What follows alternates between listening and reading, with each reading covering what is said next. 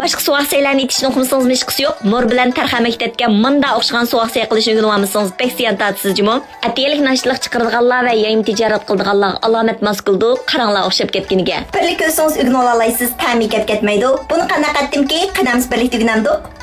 Aldı bilan ketarlik saylardan tarxamak pintozlardan tayyorlab olamiz. Ahmor qarmordan o'xshash nisbatda tayyorlab, oldin ola 3 soat burun sovuqchilab yumishtirib olamiz. Endi bularni qaynayotgan qozon silib, taxminan 5 minut atrofida qaynatib suzib elib, muzdek suvda chaqib olamiz. Ko'rib mishay kapsizlar tuqqanlar, har kun shunga o'xshash qulay ham yeyishlik bo'lgan taomlarni ichini yutyapman.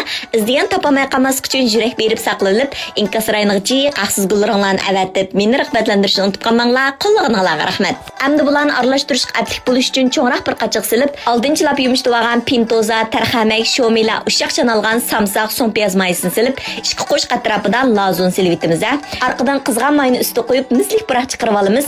Mushu so'qsa yetgani kam bo's bo'lmaydigan cho'ngstamning so'qsa tetib bir bo'laq silib etamiz. Ta'miga, rangiga gap ketmaydi.